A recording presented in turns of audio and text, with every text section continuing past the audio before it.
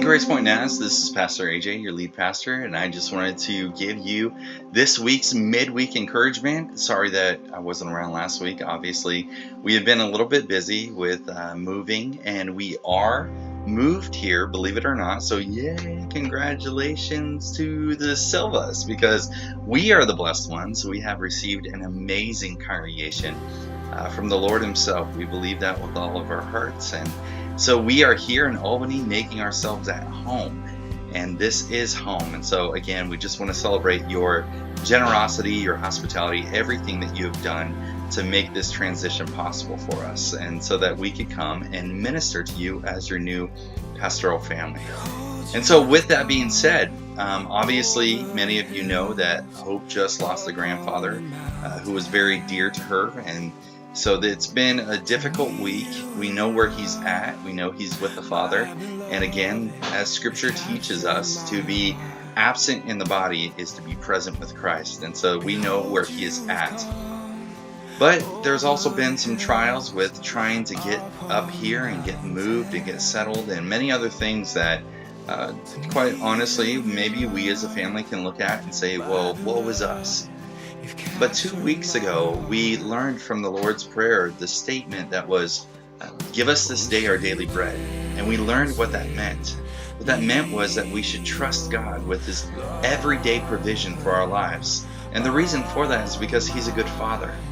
Proverbs 3:5-6 says, trust in the Lord with all your heart, lean not on your own understanding.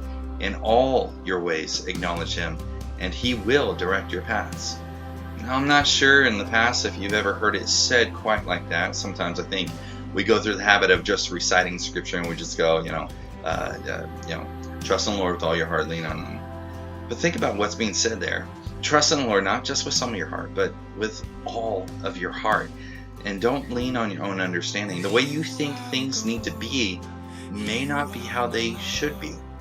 For instance, my daughter, Melissa, would love to eat chocolate all the time. But as a parent, I know what's best for her is that she doesn't eat chocolate all the time. In fact, if I let her eat chocolate all the time, she would be happy, but only for a moment. She would get sick, and I know it's not healthy for her. Maybe even later in life it would cause some problems like diabetes or whatever else. And so sometimes we don't always get the things that we want, or even things that we think we need. But we have to trust that even in those moments, God's still providing exactly what he knows we need. And for that, we are grateful because the Father knows best. Sometimes he sees aspects of our future that we don't see. We're only given a glimpse, but he has the whole picture. And that's why Jesus says in Matthew 6:33 that we should seek first his kingdom, his righteousness, and then, and only then, will everything else be added unto us. Now, I have a feeling that if we seek the kingdom of God, and we seek the righteousness of God, that our perspectives will be changed and aligned with the will of the Father and the perspective of the Father. And in that, we then are truly content, and we trust God that he knows what he's doing. He's a good Father. He's a good God. And he knows what good gifts to give his children. And so, Grace Point, we trust. Well, hey, I pray that you are doing well today.